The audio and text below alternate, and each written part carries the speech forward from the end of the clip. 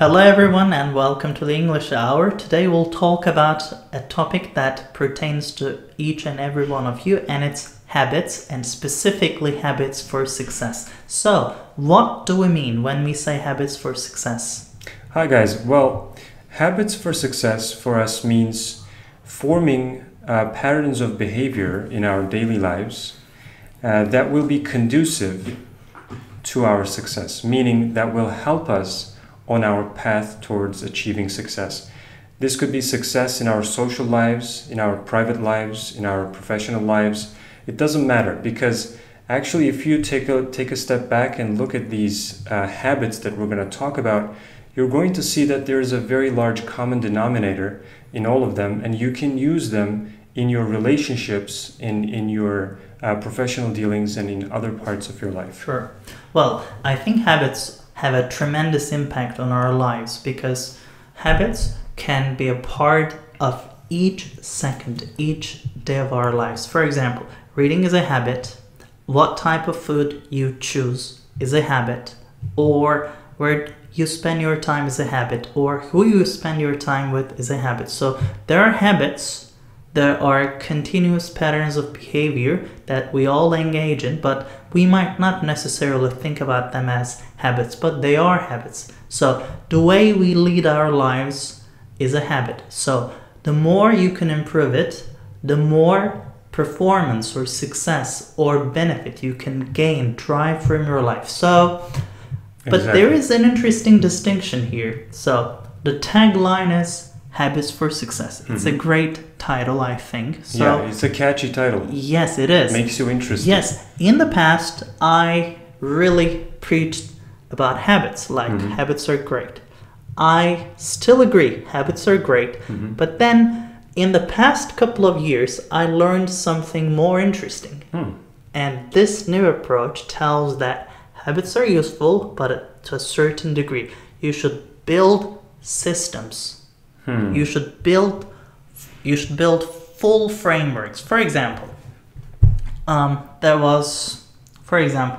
if you can make reading a part of your daily life, I mean, you can say it's a habit, right? But this is more like a term, a system. If you can make reading a part of your life and read every day, whether you like it or not, like if it becomes automatic, if it becomes a part of your life, you will eventually gain tremendous benefits. So it can really bring about success. And I think right now I'm not really able to put that difference very clearly, but there is a difference between a system and a habit, because a system to me consists of several habits that come together to create a greater entity. It feels like you're providing context for habits. It's like saying that you have a habit and using that habit within specific contexts. I think that might be the difference. Yeah. But it definitely makes sense, because meaning is created almost always in context. You know, something makes sense when you think about the environment in which it takes place. That is true. I think the real difference was between goals and systems. Okay, it's not habits, because habits and systems are pretty much similar. So the difference was between goals and habits. For example, goals and systems. Goals and systems. So one writer I really like said that instead of focusing on your goals, like whether they're short-term goals or long-term goals, focus on a system. For example, instead of like reading this specific book in this month, focus on making reading a part of your life. Make it a habit. Make it a part of the fabric of your life, so that whether you like it or not, whether you think about it or not, it'll happen, and you will gain enormous benefits without really thinking about it.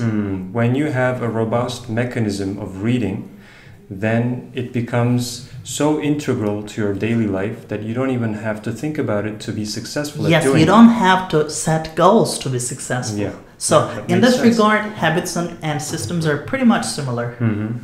So that actually goes to show the importance of habits once again.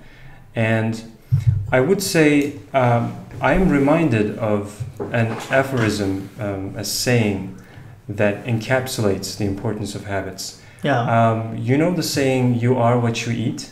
Yes. I think this is really applicable in this situation. You are what you continuously do.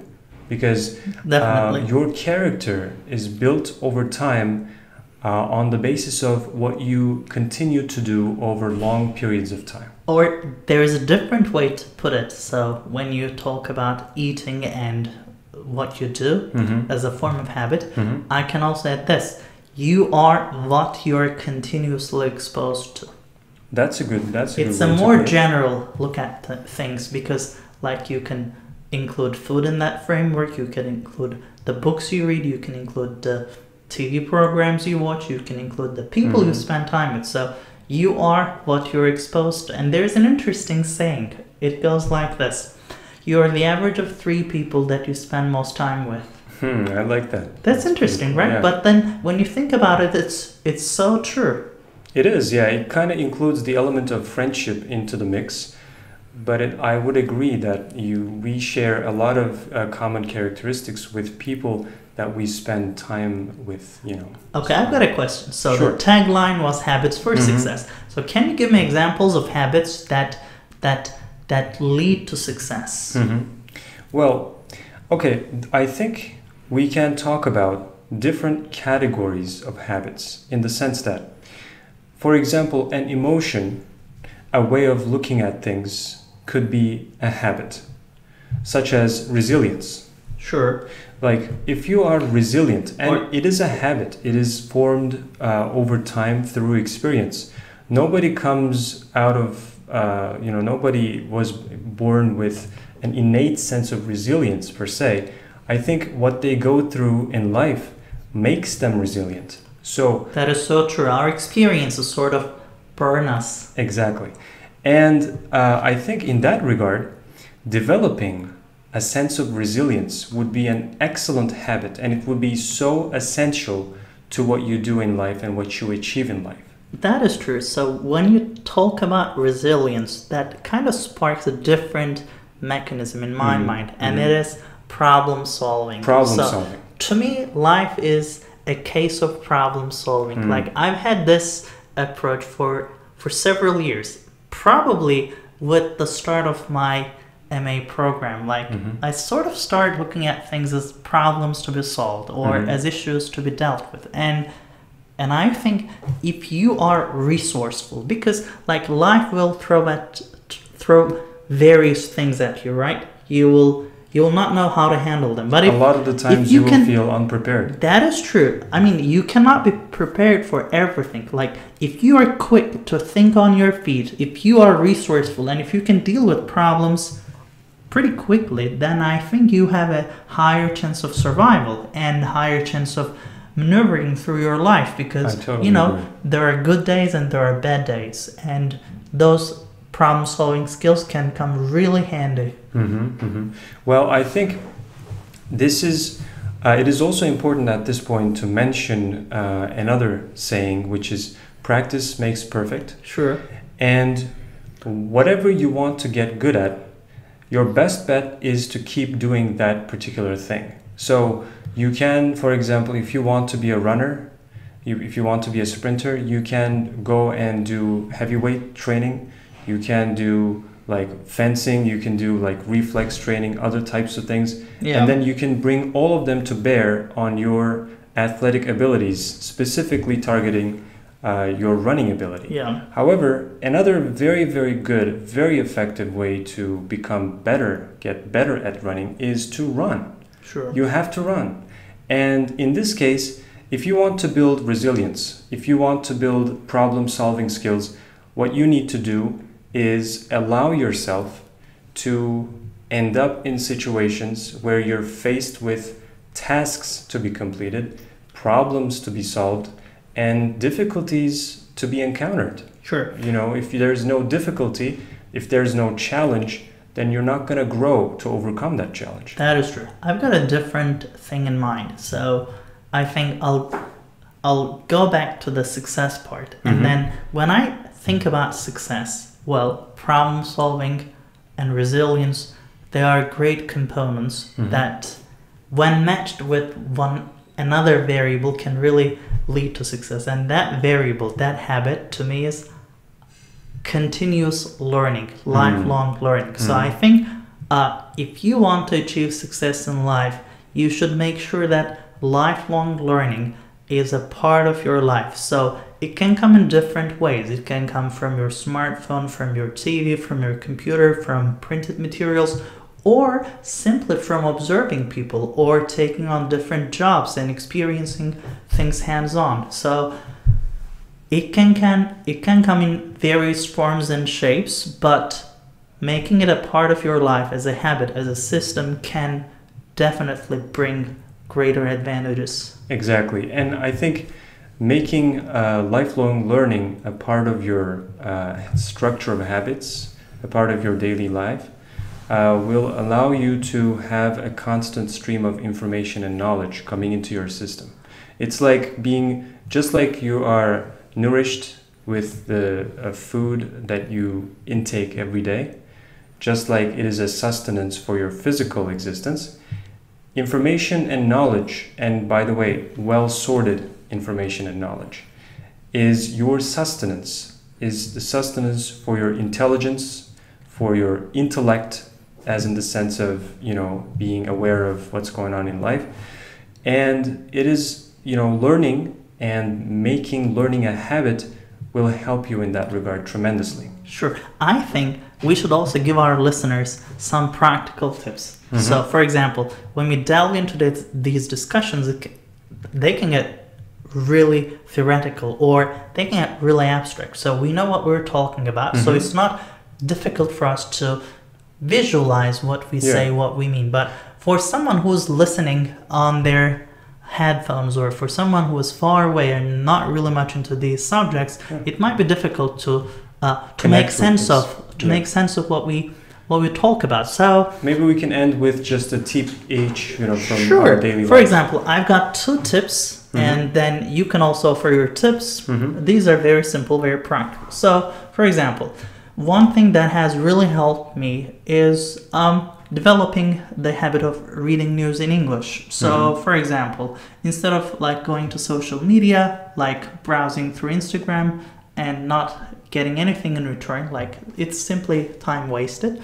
So I developed a habit of reading news stories.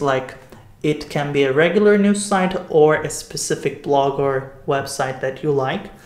So whenever you have downtime, whenever you're in a traffic jam, whenever you have some sort of leisure time, you can simply take out your phone and read the news, maybe for 5 minutes, 10 minutes, and it can really help you follow the developments around the world, and it can help you develop your vocabulary. So it's very practical. That's one thing. And as for health, the eating habits, because they can also help you become successful. So for me, I try to avoid eating too much bread. So whenever I'm having lunch or dinner or breakfast, I remind myself that I don't really need bread, or I shouldn't eat that much bread. So it has become a habit. So I limit my bread intake. Or similarly, I try to sort of limit my sugar intake. I'm okay, well, I can eat this dessert, but I don't really need it and I don't really want it. So it's people serve you desserts, but should you eat it out of necessity, or do you really want it? So in my case, I'm not a big fan of desserts, so I try to skip them as a habit. And I think these are 2 things that can make a difference over the long term. So these are my practical tips. Yeah, they're good. I mean, we apply them consciously or unconsciously during our daily lives, and it's really a driving force for success. My 2 tips to match yours, it could be any number, but 2 is good. Yeah. Would be processing information and sleep. And the first one, processing information, what I mean by that is this. You could be looking at a news story. You could be reading a book. You could be maybe perusing through a blog, a travel blog, a food blog, or a fashion blog, whatever that is.